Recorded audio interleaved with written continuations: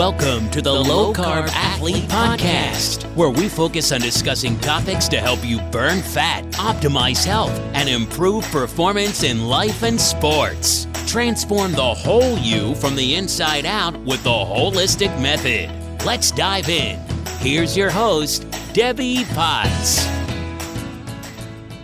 Hey, it's Debbie Potts, the host of the Low Carb Athlete Podcast, where I'm sharing my story today with you and every week on Fridays about performance and how you can improve your athletic performance by paying attention to your red flags and working on how you can identify your external stressors and your hidden internal stressors that will impact your hormone balance, your immune system, your detoxification, phase 1 and phase 2. And then we've got our digestion is so essential, and energy. How's your mitochondria health? Are you able to metabolize fat? Are you metabolically flexible and metabolically efficient? And then how is your nervous system? Your neurotransmitter production. We really need to work on all of these things to really optimize our health from a cellular level because, we're built on cells. So by just focusing on improving your athletic performance with just your exercise program, and then also a lot of you are obviously listening to this podcast because you're curious and interested in following a low-carb diet. And what I focus on telling you is that it's individual. Everything is an experiment. It's part of the journey. N=1. And so whenever you read about people recommending what to eat, how many carbs to go for a day to be in ketosis, remember that's what worked for them. And so we need to pay attention to our bio-individuality and knowing that, yes, I want to burn fat. I want to be fat adapted.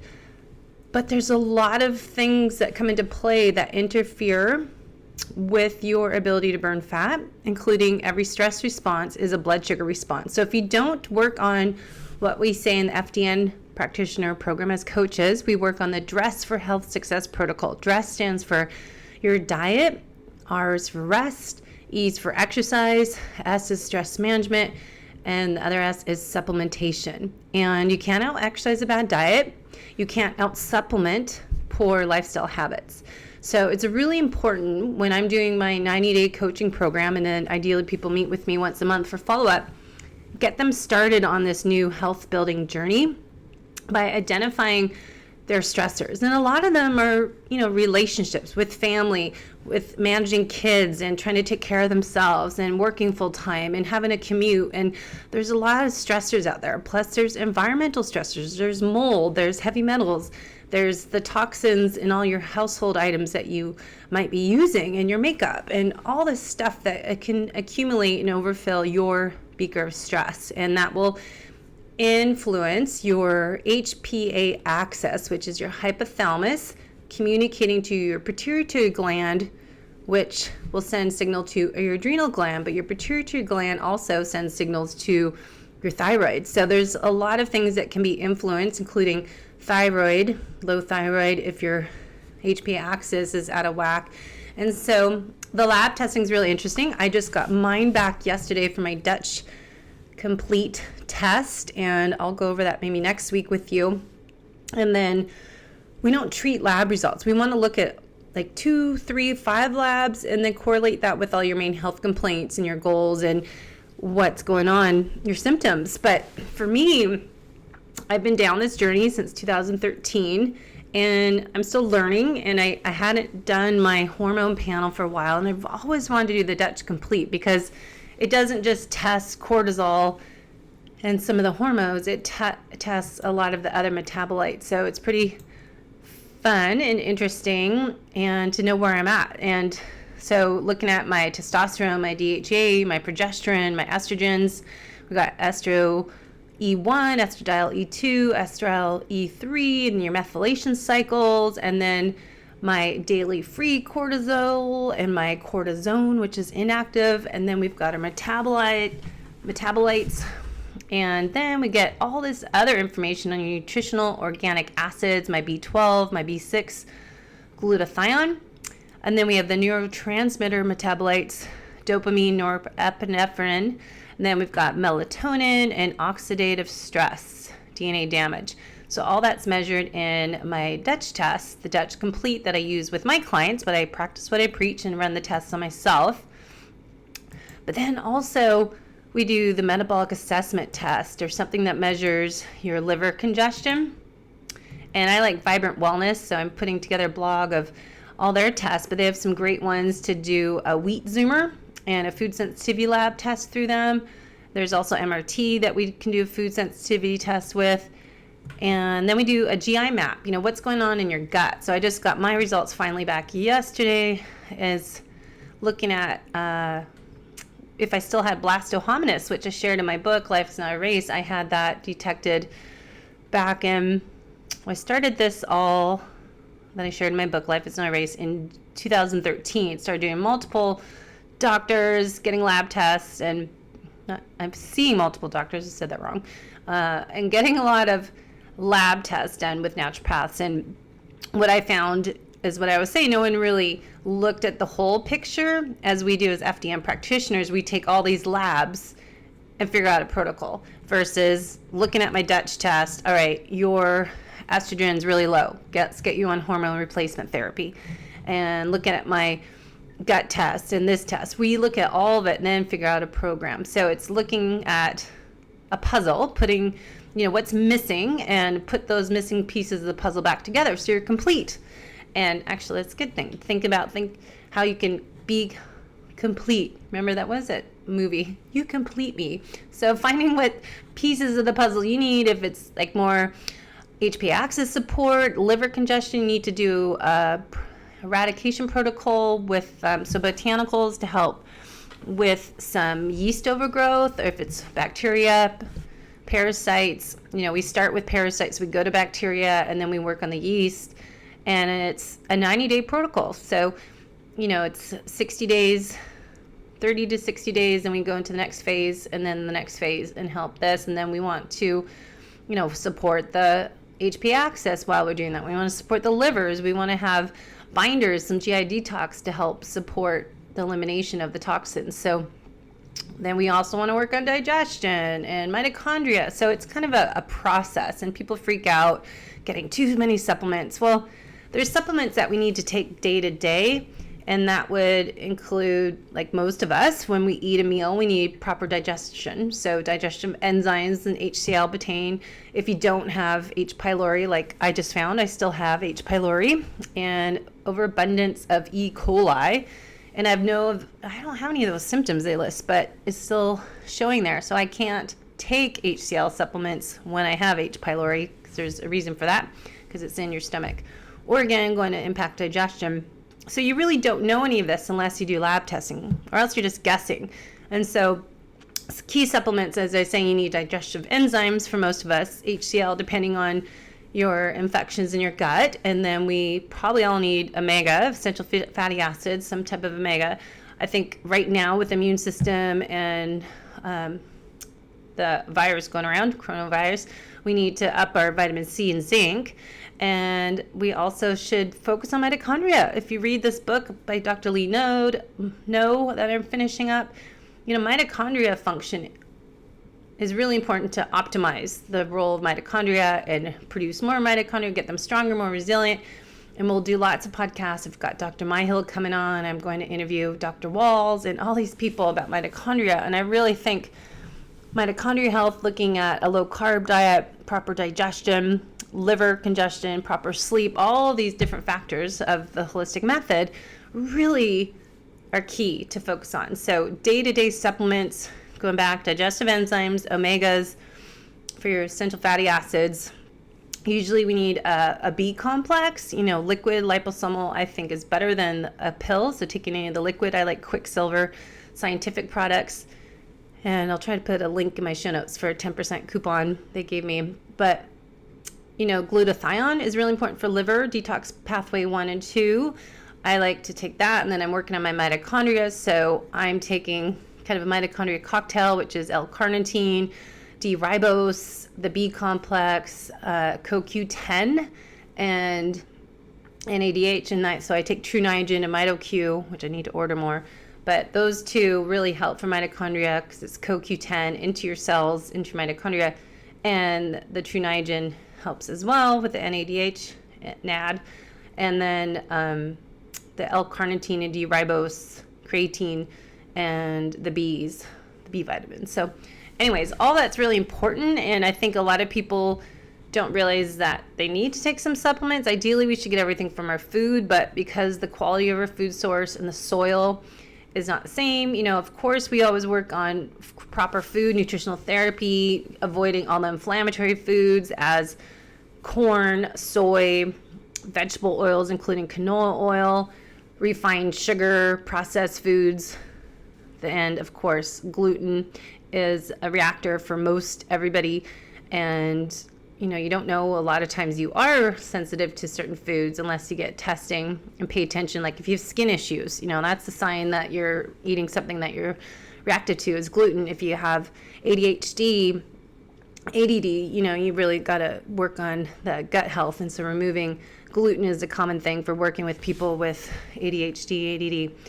And so these inflammatory foods we want to remove, and we want to eat healthy, organic, non-GMO, real food. And that's why I think adding more, like I get Butcher Box delivered each month, and I don't have to go to the store barely anymore because I have that just in my freezer and then cook some steak or grass-fed burger, or you can get salmon and have this good stuff just in your freezer ready to go. But eating real food is always essential to working on your health and getting your nutrition from your food. But, adding some minerals in your water is essential because we don't have that quality mineral in our soil anymore. So adding some sea salt in your water in the morning. Actually, I just read a few times in my stress hormone program I'm finishing, is celery juice. Celery and cucumber juice with some sea salt is a great cocktail to have in the morning to help get potassium and sodium, and then so it's good for those electrolytes, good for your adrenals, and having some lemon in it would be good too. So having that in the morning is another good trick. Apple cider vinegar is a good one. So where am I going? So I think just, really focusing on what you're eating, how you're eating, hydrating with the sea salt, and then magnesium at nighttime. A lot of people, if you look at the role of magnesium, it does a zillion things. Same with zinc. So we want to make sure that's in our supplements, and taking magnesium at nighttime before bed helps you relax, helps, think magnesium, calcium, magnesium, contract, relax in your muscles. So magnesium is more relaxing. So it helps at nighttime, and also helps if you're constipated and not pooping very well. Have some magnesium, MagTech, I like from Natural Stacks. So anyways, I want to share kind of something I realized that I thought it'd be a good learning opportunity for you, the listener, as well, because I know a lot of you are similar to me. And so my lessons learned from living my life as a race for too many years, since my health breakdown in 2013, I've found that I've identified my triggers, my stressors, what makes me anxious, what makes me feel more stressed and rushing and panicky. And that feeling is your cortisol raising up too. So we want to eliminate that constantness, because you're only supposed to have that emergency feeling on and then turn it off again. But if you're always feeling this sense of anxiousness and anxiety to get up and go and do something nonstop, that rushy feeling is not good. It's that hormetic stress. We want acute stress, acute dose. Turn the faucet on, turn it off. So anyways, I digress. So I've learned for many years how I've needed to change the lifestyle. As I keep telling clients, you can't out-supplement bad lifestyle habits. So you can take all this stuff I'm going to give you or recommend to you. I don't give you anything. I recommend supplements, but you have to figure out what feels good for you and titrate and sequence them right, and figure out what works. But first, we always start with those habits. Work on your nutrition, how you're eating, why, when, doing that 16-8, fasting, do cyclical keto, go low carb and then go more carbs on the weekend and kind of switch back and forth. So working your metabolic flexibility. So that stuff's all key. Sleeping. If you're not sleeping right, don't bother with all this stuff. So anyways, I found, you can't change if you don't work on these lifestyle habits. And for me, as an athlete, competitive athlete in the past, you have to work on transforming the whole you from the inside out. So as I created in 2015 the holistic method, HOWHOLE, whole you, the holistic method is really important. And as an FDN practitioner, we focus on, as I said, the Dress for Health Success program, working your diet, rest, exercise, stress reduction, supplements. The holistic method, when I coach people, is working on their nutrition, exercise, sleep, and stress, but mobility drills throughout the day, creating them a good exercise program to work with their stress level and their goals, and then work on digestion and gut health, and work on hydration throughout the day, and having good laughter every day. That's a prescription. Laugh, play more often every day, right? So it's really important to work on all these things to really be healthy. But as an athlete, we have to work on how we eat. You're choosing what you eat. Get real food. Don't get the crappy processed stuff, and sit down and eat and focus, or else it's really hard to heal and repair your gut if you keep eating foods that you are reactive to and they're causing inflammation in your body. Plus, if you're chewing your food just like 5 times and swallowing, you're probably not breaking down your food. And if you have leaky gut, if you have poor stomach acid and digestive enzymes, you're not breaking down your food properly. And then if you have leaky gut, you're not even absorbing those nutrients, but you can't even absorb them if they're not even broken down right. And then they're going to irritate your gut wall lining and leak through anyway. So it's kind of this whole program you have to work on, improve digestion and gut health. But then you have to work on your sleep. And we need to identify those external and hidden internal stressors so we get the right investigation for you with the right functional labs for your needs based on your symptoms. And then we clinically correlate, look at the whole picture, or else, it's a struggle, right? So we want to supplement what we need, as I said earlier, but we have to work on these lifestyle habits. So for me, like last week, I wrote this blog. I'll share some of my lessons learned, but I had this self-awareness of how I've had to change since 2013. And for example, last week, it was a sunny day. It's beginning of March, and it was 55 degrees, which is warm for, end of winter. So what do you think if you have a break in your day? If you're a triathlete, get outside. I need to go for a bike ride. If you're a cyclist, or run. I had to get outside for a bike ride because there's only so many days I like to ride, because I like it certain temperature, not wet, not raining. So I had to get out my bike. I had a busy day. It was on a Thursday, so I had personal training clients 7 to noon, and then I have some other client appointments. So here's how my day started. 5:15 a.m. morning swim. I usually bike in the morning doing math trainings on the spin bike, and then swim at noon. But based on the weather, I had to change my schedule, flip it around. So I swam in the morning on my own, worked on my form, and then I went to train my clients. I make my own coffee with the French press, 4 minutes, and then you pour nice coffee, Kion coffee I love, or Blue Bottle coffee, and I like Stumptown coffee, they have one I love too. Anyways, I add a splash of organic heavy cream and some cinnamon. Then in the morning before I leave home, I put my filtered water, fill it in my bottle. I put some mineral drops from Bio Optimizers, and they have this bee drop I've been putting in too, and some sea salt. So then I train my clients, and I train them 30 minutes each. So I had a full morning, and then I have a client I run walk with the last hour. So till 11 to noon, I'll run walk with him. 2 minutes on, 1 minute walk, and keep his heart rate from going up too high. So I don't like him running nonstop, because or else he'll be at 180 versus run walk. So anyways, that was my morning. So busy day. And I talk about fueling. I just had my coffee. And then I got back home about 12:30. And I had a client come into my house at 3 for infrared appointment.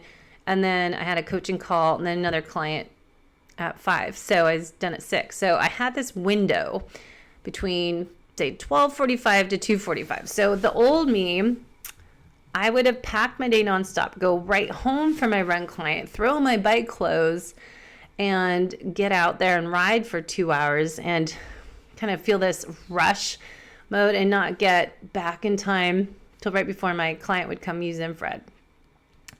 that would bring me joy once I'm on my bike, but I would sacrifice on each end before and after that bike ride, not eating and being rushing because I get stressed if I'm late for anything. So I know I need a little more time. So what I've learned since my own breakdown and burnout in 2013, less is more. More is not always better. Leave space between appointments, meetings, and events. Carve time to reset, reboot, and recalibrate. Sit down and eat your meal rather than multitasking and snacking.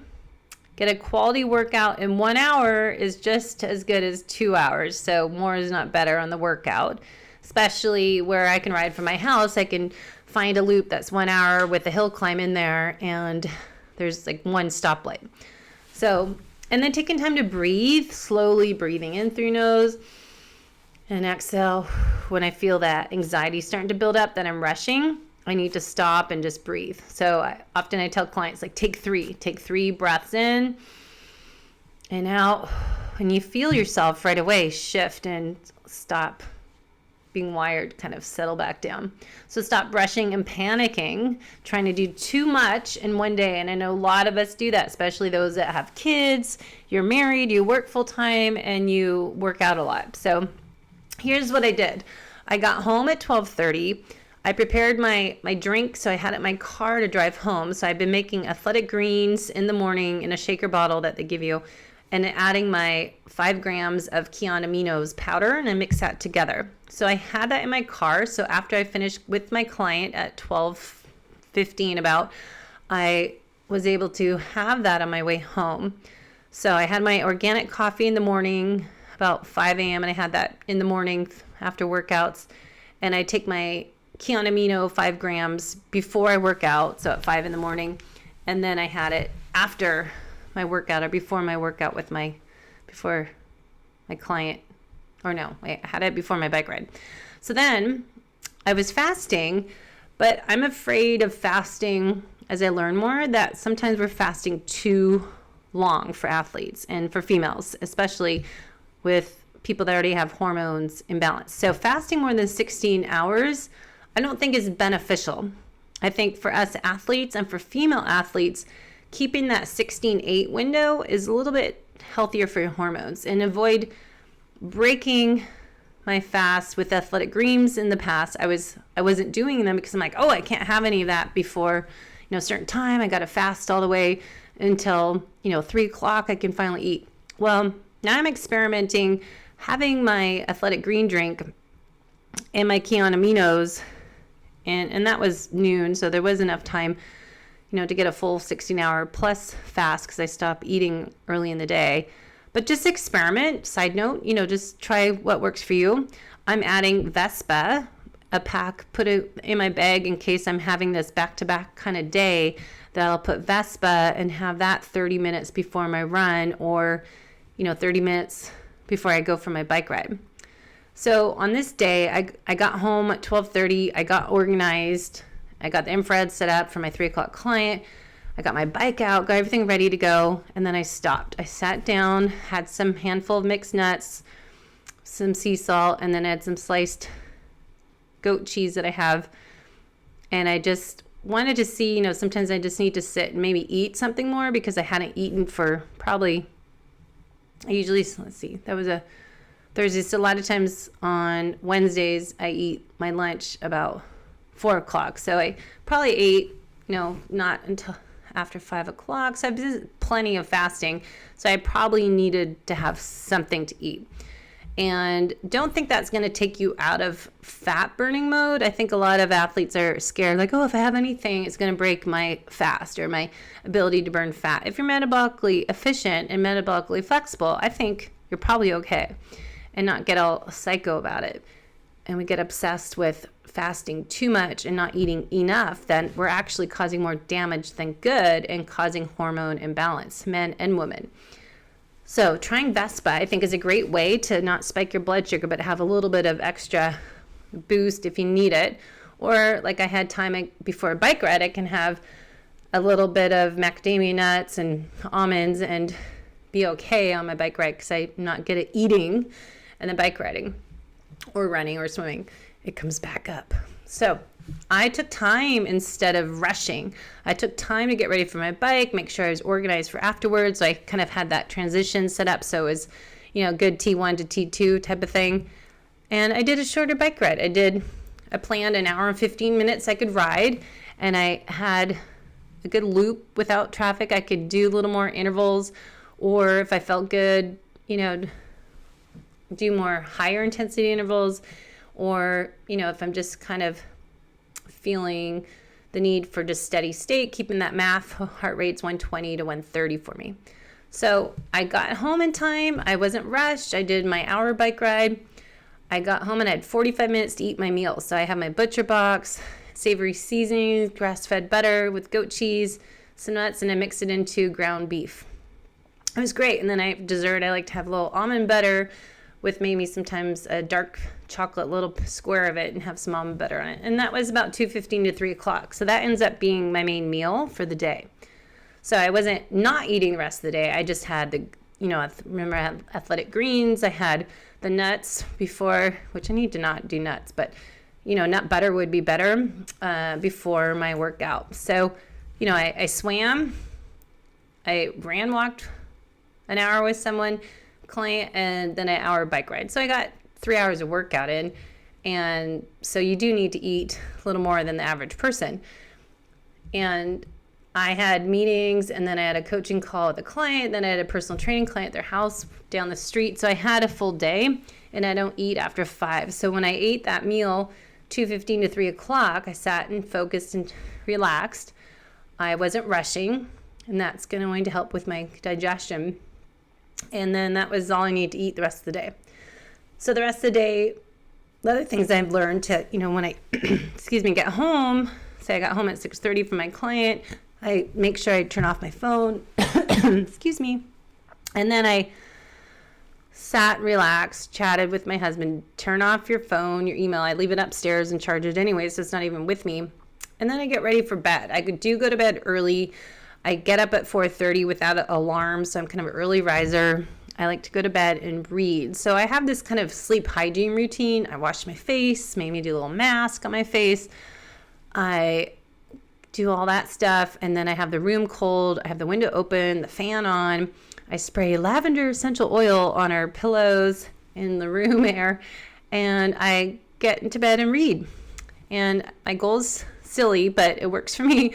I read at least 3 pages, and I find it easy to read more than that, but just at least 3, and it gets me sleepy, gets my mind relaxed. And I can't bring my iPad into bed, and even if I have my blue blocker glasses on, it is a distraction. I can't read my ebooks on there because I suddenly will be on looking at other stuff. So I just read a nice book, old-fashioned kind, paper, and focus on that. And I have the lights dimmed, and so I have much better sleep. Phone and iPad's in the kitchen. I turn it off. I don't have any whistles, bells, or alarms. My phone's usually turned off, and I don't have any alerts. Everything's disabled. And I turned off Siri because she's freaking me out listening to everything I say and do. So Siri is now turned off on my phone and my iPad. And then lastly, I don't eat anything before bed, 3 hours. So I have my clients, go to bed by 10 for sure. Make sure you're getting 7 to 9 hours of quality sleep, and working on, what you can do to improve your sleep as an individual. But typically not eating 2-3 hours before bed. So I myself stop eating after 5 o'clock during the week. Weekends, Friday, Saturday, I'm not so rigid because you got to mix it up. So sustainability is key. So for myself, I've realized I need to thrive. I used to thrive on being busy and rushing all day. It's just a good feeling for so long, then you break, right? You can't sustain that busyness for so long. And that's my whole story and my mission and my purpose, to help you realize that. And what my book is about, Life is Not a Race, the main takeaway was, I think, when I wrote it 5 years ago, is that more is not better. And, the Goldilocks effect for everything. And you can only thrive on that, addicted to busyness for so long until suddenly one day, like March 2013, to me, I just, the straw that broke the camel's back. It was just that final thing that was like, no more. My body said, you're not going anywhere. You're done. And that's what happened one day on a bike ride. I was done. I couldn't go. So I myself find myself being anxious, as I said, irritable, stressed if I am rushing, if I'm not on time.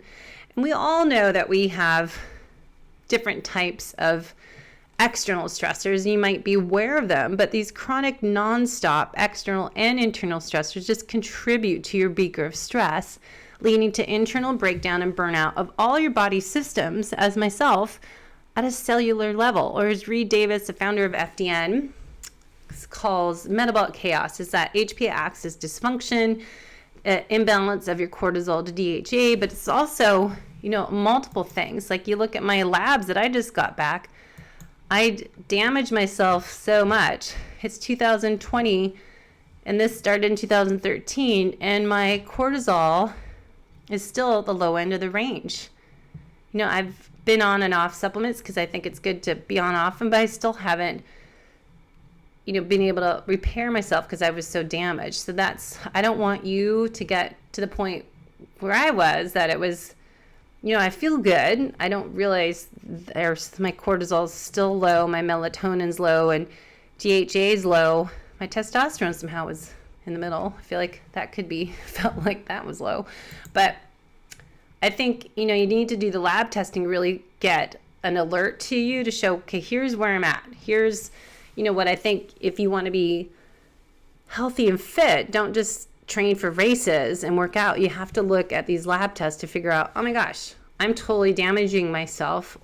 Got oxidative stress is in the red zone. I've got all these food sensitivities. I have this bacteria infection. I have yeast overgrowth or fungal infection, E. coli, whatever it might be. You have no clue. I have no idea that I still have H. pylori, except for I kept getting sick having protein, but now I've figured that out.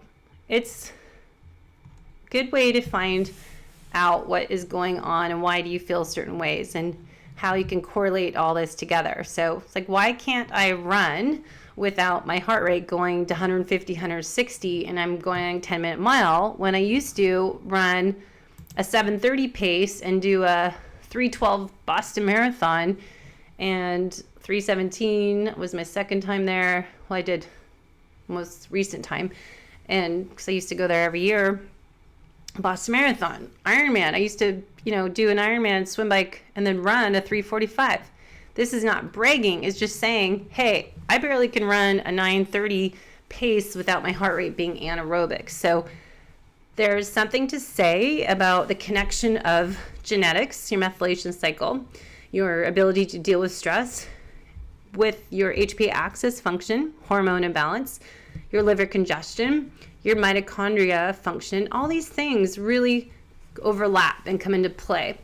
So what I've learned is that we need to, slow down. And on a busy day and the sun was shining, what would you do? Would you have you taken that 12:30, got home and you had an appointment at 3, would have you gone on your bike 12:45 to 2:45 and just get in there as much as you can, then rush, have a shower and be ready and just skip eating, or eat something while you're walking, talking, multitasking?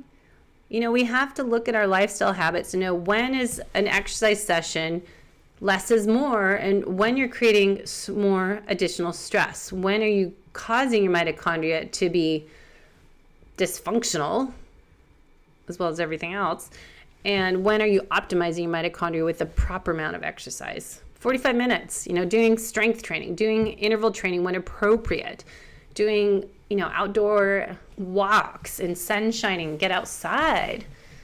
So you have to know yourself, and you know yourself best, what you would do, and maybe stop, pause, and reset your own self. When the sun's shining, you've got a full work day, we want to get outside and get that exposure to daylight. But would you push yourself and fit too much into one day and put yourself in a panic mode, rushing, cramming the rest of the day in, because you're always playing catch up? So I have this t-shirt with one of my favorite quotes. I wish I knew back then what I know now. And that's so me. And I love that shirt and love that saying. And, we have to learn that each day, happiness is a choice.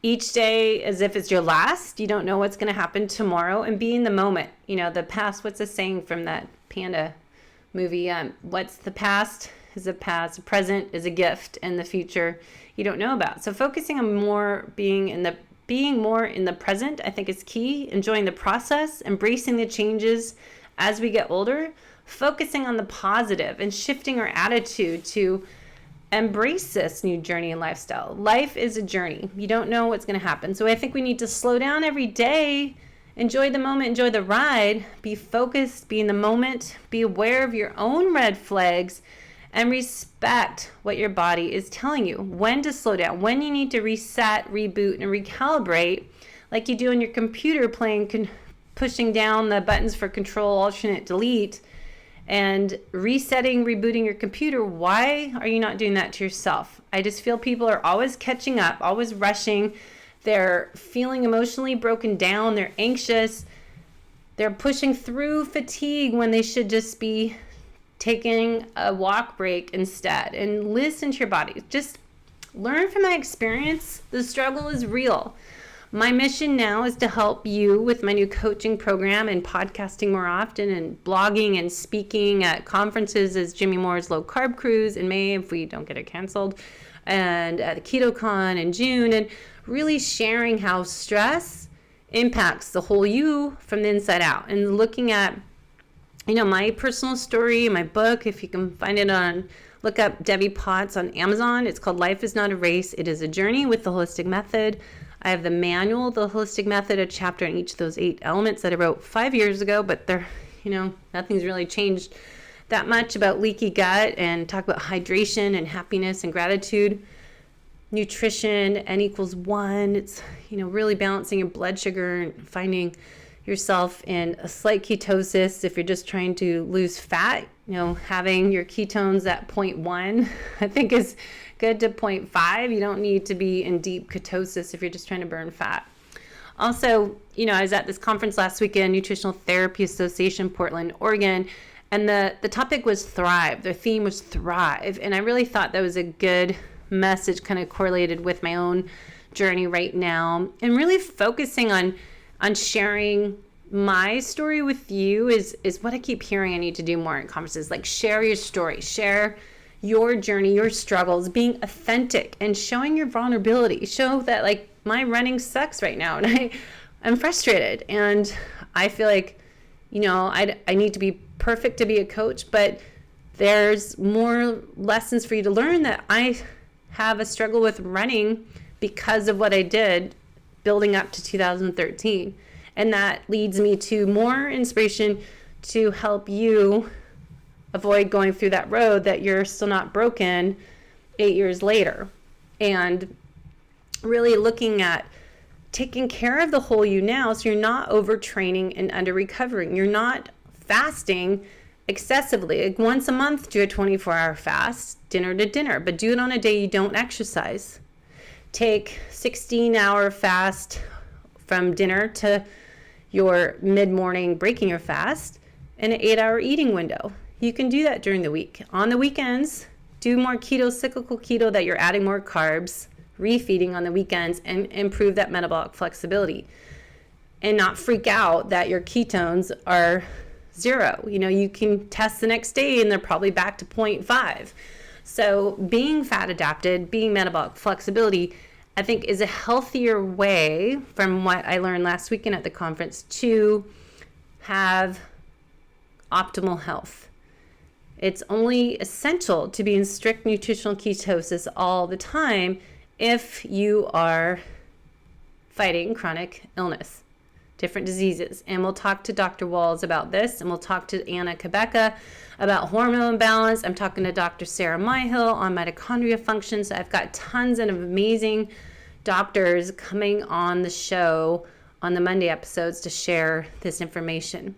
But really, being real and being authentic, especially in social media where people hide, their misses and their losses and their areas of opportunity. They're just showing you their successes and their wins, and they're not showing their struggles. So just to really be aware of that. When someone said, oh, I lost 20 pounds in a month, and I did a fasted workout and ran a marathon without having anything. Well, that might not be appropriate for you. That might be them saying they're fasted, but they really had some Vespa and they had other things, so they weren't truly fasted. They did some supplementation to add their fat adaptation and fat oxidation. So really, you don't know the full story. So I challenge you to choose to be happy. Happiness is a choice. Yes, the struggle is real. You can work on thriving each day and not trying to survive each day. So it's hard for women, female athletes as well as men, to work on the fat loss, to improve athletic performance and the aging process. But really, looking at your areas of opportunity, getting those lab tests done. And I'll start doing if you just want to run the labs, you don't want 3 months coaching, I do have a health optimizer package that's just do the labs. We'll have one coaching call to assess all this and create a program without doing the weekly calls that I do for the 90 days. We meet once a week and we talk every day. But if you just want to get the labs, you have to order them through a practitioner and then have someone to be your health detective. I can do that. So I'm sharing my areas of opportunities and my gifts that I learned from my misses and my losses with you to help you from overtraining, under eating, and avoiding your own red flags. And remember, as we keep talking on the show, that women are different than men. Not only do we have different body parts, as a penis, and men don't have breasts, and we don't have a penis, but we do have different optimal hormone ranges, and those change every month for women. And men don't have their menstrual cycle, right? They don't have to deal with their hormones changing up and down. Men do struggle with hormone balances, cortisol, their thyroid, their DHA, estrogen, testosterone as well. But women are a little different. It goes up and down, then it starts to go lower in our 40s. So we have to really optimize our hormones with like maca and different things that we can do in the right keto green that we'll talk to Anna Kaveka about. But, the struggles and learning how to learn from that and learn how to thrive and learn about your individual needs based on comparing yourself to everybody else. It's an experiment, an ongoing experiment you continue to do every day. So use these recommendations we all talk about as a template for your own health start, your own journey, and get rid of that cycle of trial and error. Try this, try that. Let's figure out an individual program based on your genetics, your lab work, your clinical correlation, everything, to figure out what should you be doing. And if it's the right plan, you should thrive and feel alive and not be struggling. So I'll finish with, after that Thursday last week that was sunny and I took my typical 2-hour ride and I just went for an hour ride. I was at the conference Friday, Saturday, Sunday, and I hate being inside all day, especially in a conference in a convention center type of room in a hotel. We were in Portland, Oregon.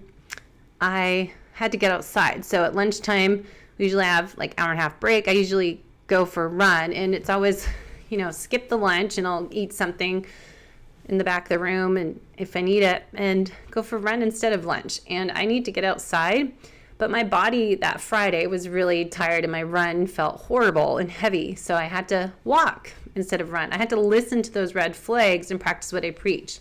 I had to focus on the journey of being happy to be outside. It was another blue sky day. The flowers are coming out. And I had to just forget my pace and just be happy to be outside and moving. And then Saturday, the next day, I woke up without an alarm. I got to the gym workout and I did some mobility drills, single leg lunges and squats and balance work and hip mobility exercises. And then at lunchtime on our break, I went for a run. Again, outside to get the fresh air. There's a little bit of rain, so it wasn't the sunshine I love, but I was outside. And my run felt great. So I had a good run. I was happy. I think doing the mobility work in the morning helped my run stride and performance. And, doing the strength in the morning might help. Getting that sleep that I needed. I didn't fly in an airplane. My rest, probably heart rate variability was better. So you have to listen to your body's feedback and learn from those lessons. Biohacking, tracking at first, but it gets tiring logging in all this stuff on Training Peaks or doing your heart rate variability testing and doing your food logging. I get sick of that. So do that in the beginning, and then start to pay attention. Just do intuitive training, intuitive eating, and if you're learning how to be honest with yourself. So I always start my run on Sunday. I was going to go do a longer run, but it was last day's session. I took my time. I got up and I worked a little bit first, and then went outside when it was light out. I thought it's Sunday, I should do a longer run. So right now I'm just trying to do 8 miles because I struggle running over 3. So I walk, and I got outside. I'm like, I don't feel good. I'm not warming up. And I just made it a 5-mile run, and I ran, and then I did a little 1-minute walk, and then ran 4 minutes and 1-minute walk. So I had to listen to my body again and just not complain and whine and be depressed, but again, be happy I'm able to run, be happy I'm outside and getting fresh air before I was in conferences, and enjoy the scenery. Just breathing outside is just therapeutic. So we have to get out of that mentality that I'd push myself into 8 miles. It'd be a crappy run, and just do an easier 5-mile run and make it more quality. Or, if you're still not feeling it, go for a short run. It's funny because the old me mindset of Sunday was a long run day. Long run was never 8 miles. Who does 8 miles for a long run? That's my weekday run. My short run workouts would be 5 to 8 miles during the week. And my long run would be, 12 miles or more. So life has changed right now. Who knows what will happen in the future? But, 8 miles was a piece of cake. Now, 2 miles, I start to get, my heart rate climbs up. So we're working on that, but we'll see what happens in my journey. So, I used to always do marathons and 50K trail runs and half Ironmans and Ironmans, and now 5 miles is my long run. So again, I have to remind myself, be happy. I can run. I'm not injured. I don't have cancer. I'm not dying. It's going to be okay. Just because I can't do a marathon or Ironman this year, trail run, I'm okay. And just enjoy life. So learn from my journey. Life's Not a Race, my book. If you can help me out there on Amazon so I can help spread this message to other type A, chronically busy individuals that thrive on busyness, you can have them read my book and learn from me, from my experience. So since then, I became a certified functional nutritional therapy practitioner and a functional diagnostic nutrition practitioner. And now I'm just focused on being a health detective to help others look at the whole picture, not treating labs, not treating your symptoms, but really working on investigating the whole your whole story by collecting data to your missing pieces of your puzzle to restore your own health, vitality, and your ability to thrive each day. So I'll end with reminders to not blame the aging process that you can't do something. It's one of my pet peeves, and I'll could go on a rant about when people say, oh, you're just getting older. I hate that. Don't accept your current health condition, energy, or unexplained health complaints as the new you or your new normal. Do something that will take care of the whole you, as the Holistic Method Coaching Program, plug for myself, or somebody else that can really help you and identify your areas of opportunity. So as an FDN practitioner, health detective, we collect data and clues with the labs. I use the nutritional therapy assessments. I look at your genetic, your DNA fit report, your metabolic chaos evaluation, and really individualize a protocol for you based on all this info, collecting those clues and data, and create that Dress for Health Success protocol to help you repair, rebuild, and restore the whole you. So if you want a consultation, give me a message. You can send me a message on debbiepotts.net. 15-minute complimentary consultation for my listeners, and going over what options I have for you, seeing how I can help you for a good match, good personality blend, because we talk every week and I help you. So if you're not motivated to change and make that commitment to your health, it's not going to work. So it is a 90-day program, and then ideally meet once a month to keep you on track until you're ready to go on your own. But just read more my blog I wrote on this. So I'm here to help you help yourself. So let me know what I can do. Give me a shout out on social media. You know where I am, Low Carb Athlete on Instagram and on Facebook. And hopefully we can work together and help everyone else in our world slow down and think less is more. Sometimes more is not always better. So get outside, enjoy some fresh air, take some long inhales and exhales, and pay attention to what your body is telling you. All right, go play, laugh, and have fun. Bye-bye. Thanks for listening to the Low Carb Athlete Podcast. If you have any questions, feedback, or topic suggestions, let us know on Facebook or at debbiepotts.net. You can help us to continue to grow by leaving a review on iTunes. Thanks again, and we'll see you next time.